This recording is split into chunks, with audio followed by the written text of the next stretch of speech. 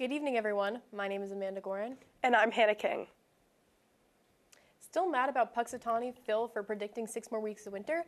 The Poughkeepsie Journal recently released predictions for the Hudson Valley spring that may or may not cheer you up. The Old Farmer's Almanac predicts that this spring in the Hudson Valley will be warmer than usual, with dry conditions and less rainfall accompanying the warmth. We would start to see these spring conditions blossom from early to mid-April through early May. On the flip side, the Farmer's Almanac predicts a cooler than usual spring, with the predicted precipitation in the Hudson Valley expected to remain relatively the same. However, these cooler temperatures may still be an upgrade from the bitter negative temperatures that Poughkeepsie has been recording recently. The Poughkeepsie Journal advises us to keep our fingers crossed and hope for some sunshine. As ice presence persists in communities around the United States, one man has been documenting the flights of ice air, as the Department of Homeland Security has dubbed it. Nick Benson, professional airplane enthusiast, has been monitoring the ice flights in and out of Minneapolis-St. Paul International Airport as more immigrants are being deported out of the country. Immigration detainees restrained at the hands and feet are being flown out as part of President Trump's broad federal immigration crackdown, which began in Minneapolis in December. The administration has described the effort as the largest operation of its kind. The count is what's important to me because there's no other source of quantitative data with respect to what's actually going on, Benson says. This development comes just after Renee Cole Macklin Good and Alex Jeffrey Petty were killed in Minneapolis last month in ice-related incidents. My name is Caro, here with tonight's science report. Our string of connections to monkeys is seeming to become closer than ever before. In a recent series of Tea Party-like experiments, a bonobo was able to identify imaginary juice in grapes.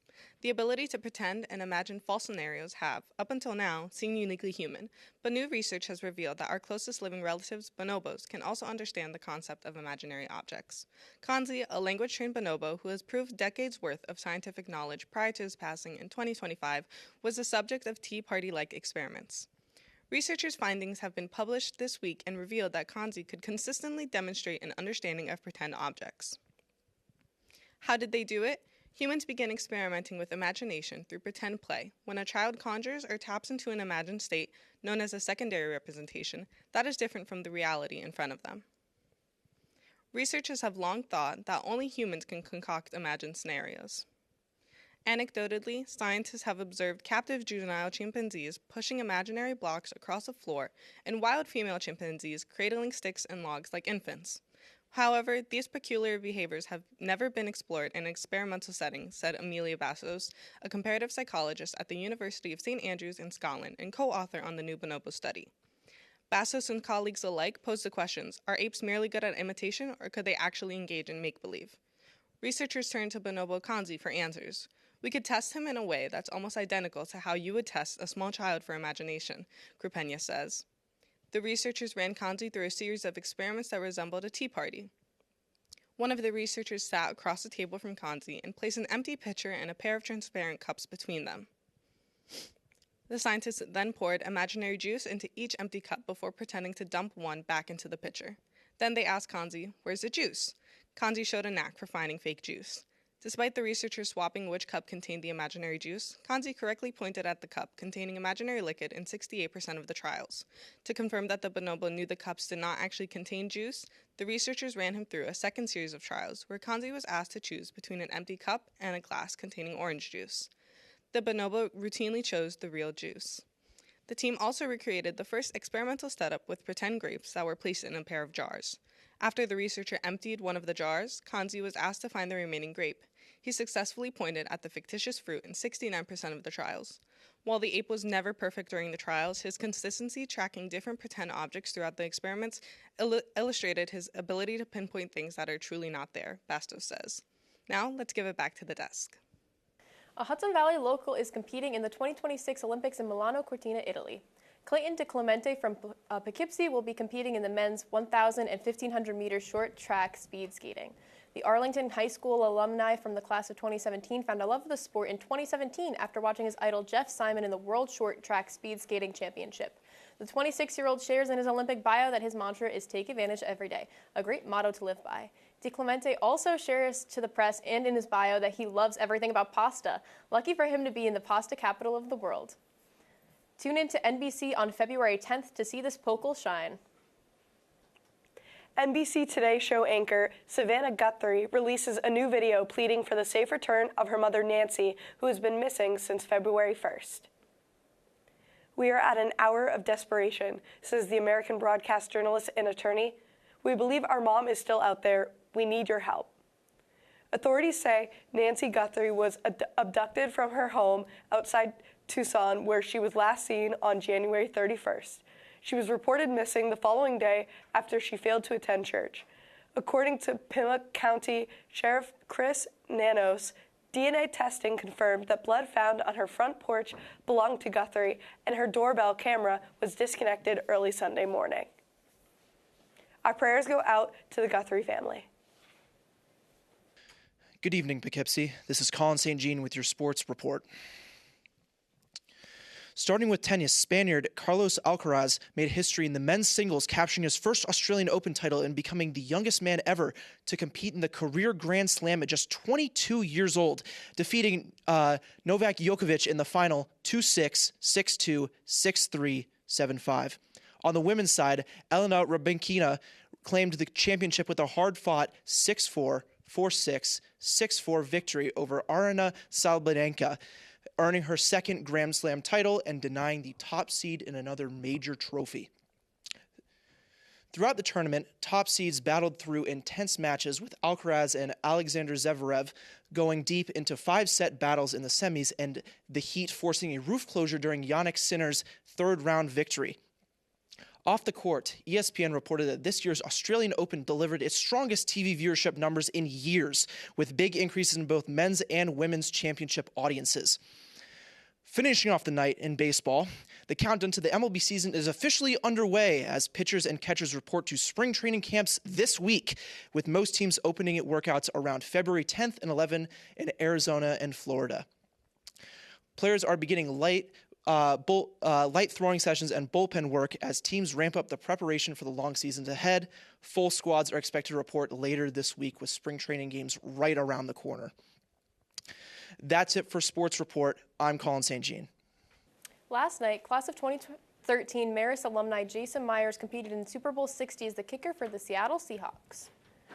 Poughkeepsie came together to support the former Red Fox with plenty of on-campus promotions celebrating the alum. Myers dominated the game, scoring 17 points in the game and breaking the NFL record for most points scored in a single season, including the playoffs, and smashing the Super Bowl record for the most field goals made in the big game. Marist's alumni relations made this exciting moment for the Marist community feel real, with a promotional video featuring on-campus organizations like the Marist Band, dance and cheer team, football team, and ice hockey team, among other students on campus. In addition, the video featured the fellow class of 13 Marist alum Terrence Fade, who most recently played on the Miami Dolphins, and class of 88's Rick Smits from the Indiana Pacers, showing how fantastic our alumni network spans and how anything could happen post-graduation from Marist. This makes Jason Myers the first Red Fox to compete in and win the Super Bowl. Congratulations, Jason. Team USA skier Lindsey Vonn has just released her first public statement since her devastating crash during the Olympic downhill race in Cortina d'Ampezzo, Italy. Vonn was airlifted to a hospital in Treviso after the accident on Sunday, sustaining a complex tibia fracture to her left leg. Just 13 seconds into the race, Vonn's right arm clipped a gate and spun her into the air, causing her to land severely on her back. Despite tearing her left ACL just 8 days earlier, she had made the decision to compete in the Olympic race regardless, though she has said this did not influence the accident that contributed to her newly sustained injuries. Vonn has yet to comment on her possible retirement from the sport following her recovery. Good evening, MCTV News. I'm Pacyline Reinhardt with your entertainment report for the night. Last night was a big night in the sports world with Super Bowl 60, but it was also a big night for pop culture, with Bad Bunny being the first ever performer to do an all-Spanish halftime show. Despite the hate, he stayed true to his roots and brought the Puerto Rican flair we have all learned to love and see from him. On the field with him during his performance were numerous notable celebrities, including Cardi B, Pedro Pascal, Jessica Alba, and Alex Earl, just to name a few. And off the field was Kendall Jenner, one of Bad Bunny's exes. She was seen loving his music and seemed entirely supportive. Another Kardashian family member was also spotted at the Super Bowl with her new boyfriend. Kim Kardashian and F1 driver Lewis Hamilton were seated together at the game after months of rumors that they were dating. There are also many rumors that Hamilton is dating the woman who does it all just to give himself a boost up in the Hollywood social ladder. And for our hockey fans, Heated Rivalry is officially confirmed to be coming out with a second season in spring of 2027. The plot will continue to follow Shane and Ilya's relationship, just as the books do. On top of the second season, Rachel Reed has also confirmed to be writing a third book for hockey's most famous couple. While off of sports, big news in the crunchy world, Sol de Janeiro has officially released an alcohol-free perfume stick. The line includes their most famous scents, 62, 68, and 40. Also, marshmallow-scented perfume sales are up over 400%, with many looking for a romantic and cozy scent this Valentine's season. And for all my fellow romantic cinephiles and classic book lovers, February 13th is a big day in our world with the release of the newest Wuthering Heights adaptation. The film, starring Margot Robbie and Jacob Elordi, is expected to be a huge hit due to the popularity of both actors and the book. And finally, Taylor Swift released the music video for the song Opalite, one of her hits from her newest album, Life of a Showgirl. The video featured Louis Capaldi, Graham Norton, Cillian Murphy, Jodie Turner-Smith, and so many other very random celebrities. That's all I have for you tonight. Back over to the desk. Thanks, Pacyline. That's all we have for tonight. I'm Amanda Gorrin. And I'm Hannah King. And this is MCTV News.